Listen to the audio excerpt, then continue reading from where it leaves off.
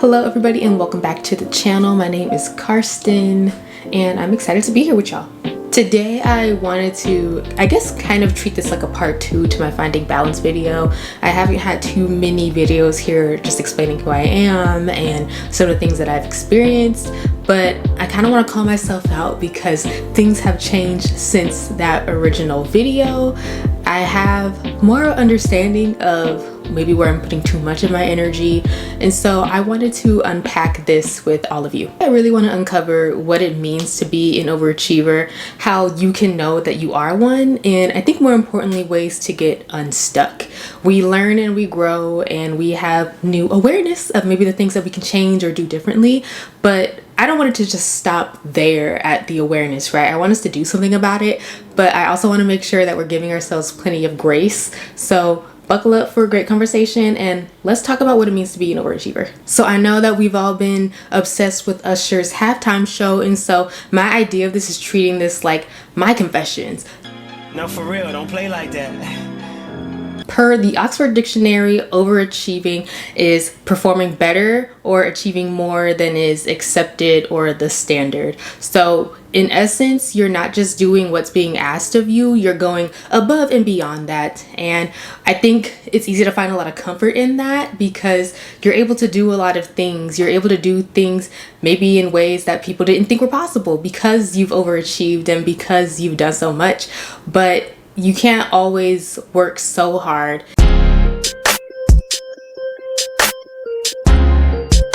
The first confession is that, yeah, a lot of the times when you're working that hard, you're going harder because you're doing it for other people. It's not just about you at that point.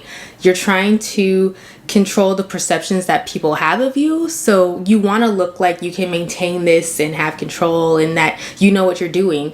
And you can kind of become the go-to person when things like that happen. So because people see that you do work so hard and that you do such great work, it's above and beyond, but you can't always work to that standard. It's not realistic. I feel like a lot of the time it's really just stacking up all of these achievements. And one thing that's important to know with overachievers is that typically you're focusing more on the outcome. So at that point, it's not about the journey. Forget the journey. It's just the destination. When we focus so much on the outcome of what's this gonna look like, we don't really think about how we're gonna achieve it. If you watch that Finding Balance video, I do talk a lot about the ways that I've gotten to where I am now as an engineer and really being strategic and thinking my goals through. So thinking about, okay, if I wanna get to point C, I got to get through A and B first. And so I took the time to really sit down and think about what it was that I wanted to do within my own engineering career, my educational career.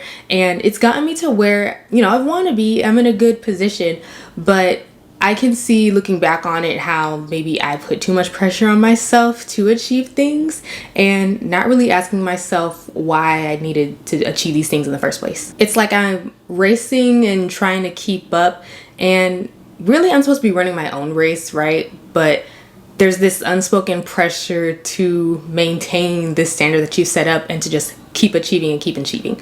And hence the cycle of overachieving continues.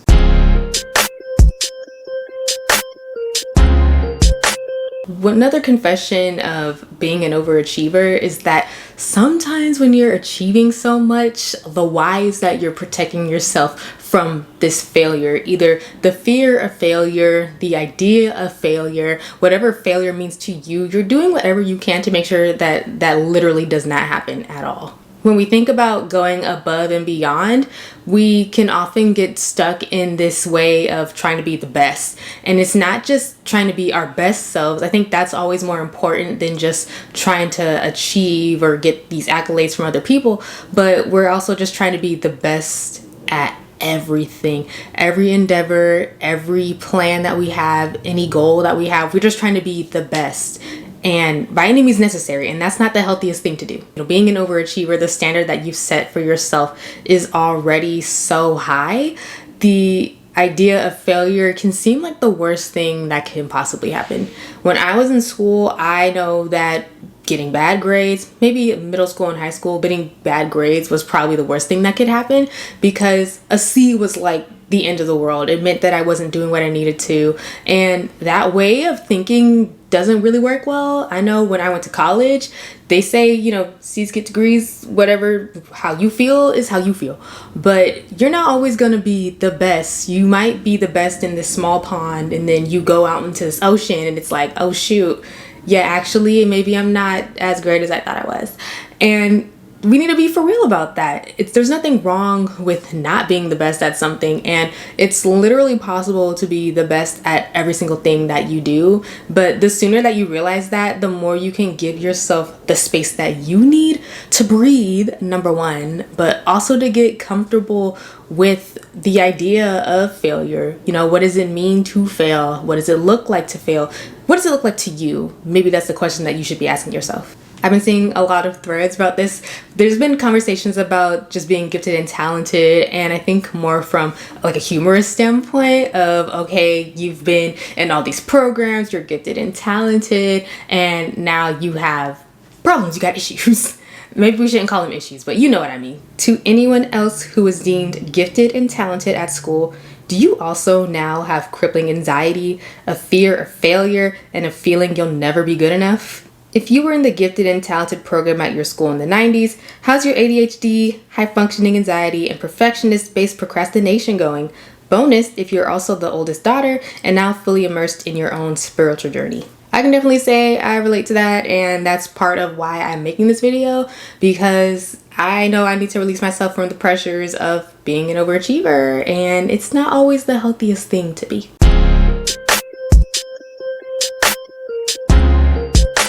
Overachieving can make you take on unnecessary challenge or add challenges and goals and obstacles, whatever it is, where there really isn't any. So back in school, I remember it was me and another student. We were basically the top in our class at that time. So we would always see who got the A, who got the A plus. Forget that they're both A's, and obviously you're doing fine in class. If you're passing your class, you're fine. But they would put our scores up somehow so you could see the breakdown of these scores on this test, and it was always like we were neck and neck. And for that period of time, my goal was just being better than them. I needed to make sure that I was doing whatever I needed to do to beat them, and that's an unnecessary challenge. It's an unnecessary goal. Like, you literally don't have to do that. It makes me think of that video when she's like, don't go on unnecessary journeys. Don't make unnecessary journeys. Don't take risks on treacherous roads. And don't swim in the sea. But seriously, think about all these challenges that you're putting on yourself because you want to be the best. And were they worth it? Does it even make sense in the first place? You're keeping your eyes on somebody else's prize, and the race is really that, okay, because they've achieved this thing, that means I need to achieve the same thing. Because they're doing so well, that means I also need to do the same thing. And you don't. You need to run your own race is what you really need to do. You need to focus on being your best self. That's what you need to do. But all of this extra noise, it's not necessary, and it's not going to help you in the long run. I had a conversation with my therapist one time, and I was just talking about dance because I still dance, but I've been taking classes in more professional settings, so that sometimes means going out to LA and taking class with other dancers who are signed, dancers who go on tour, all those things. And in my head, it felt like I wanted to be at that level, right? I'm not at the level of auditioning and performing and doing these tours, but I want to be able to say that I can dance just as well as them. Even though I'm not going on tour, I'm not booking shows, I'm not auditioning, I want to say that I can do it just like them. And my therapist asked me a really simple question, and the question was, why? Why do you feel like you need to achieve? Why do you feel like you need to perform at this high level? And who told you need to do that? And answer to all those questions is because I told myself that I needed to do that. I needed to see myself at that level to validate myself, to say that I'm good enough, that I'm a good dancer. And none of that was necessary. It was an unnecessary challenge, an unnecessary journey. And looking back at it now, I can see how that took away the love that I had in a way for dance, for being able to just move my body. The amount of energy that you need to try to live up to unnecessary standards, it's exhausting. And like that last example, it can take out so much enjoyment that you have for your life and for the things that you do, because it feels like it's not good enough, because it's not the best. But really challenge yourself to think about, okay, what does it really mean to be the best? And it brings me to my next point.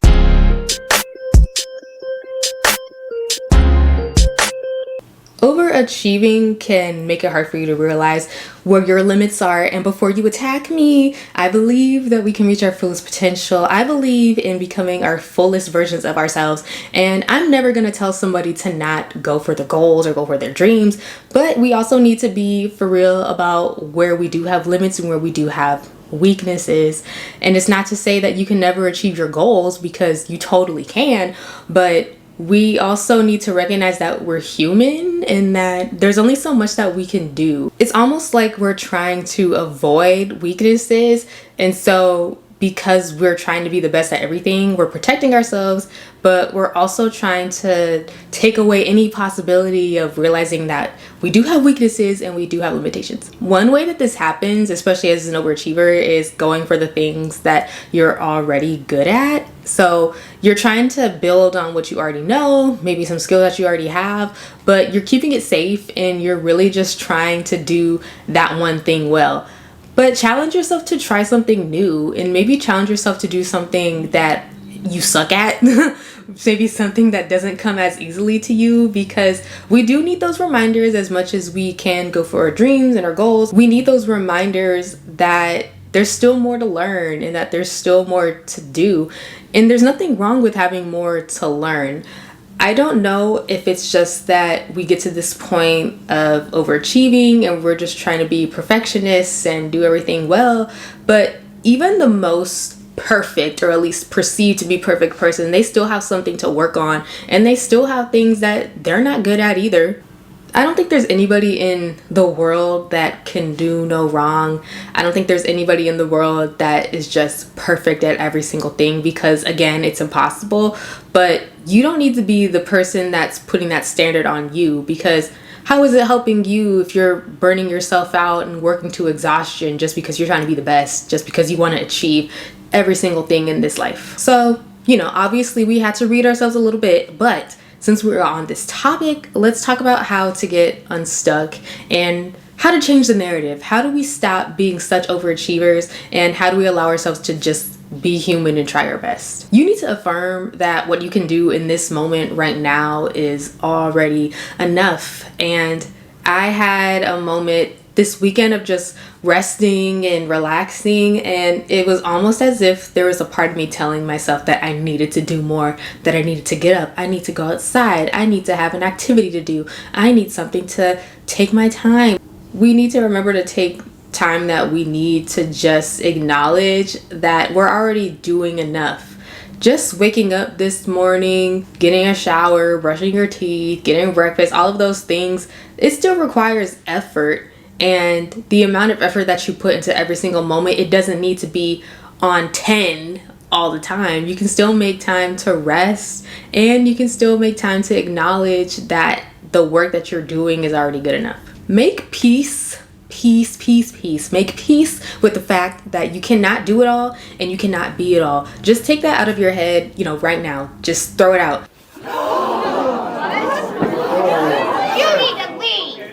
Yes, you can reach your goals, you can achieve things that maybe you didn't think that you could do, but stop feeling like you need to be the best. Just take that out of your head.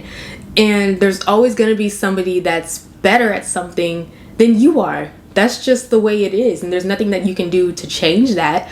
But you can shift your focus, so maybe you appreciate more of the skills that you have instead of comparing it to somebody else that's reached another level, maybe a level that you don't even want to be at. When I think about that example earlier of dance, yes, I can train and I can push my body and I can work to try to be like this other person, but then at the end of the day, I'm never going to dance like that person. They're never going to dance like me. And if I'm really being honest with myself, Again, that is just me trying to control perceptions. It's me trying to be the best so that way I can get validation, so I can feel worthy, but I'm already worthy.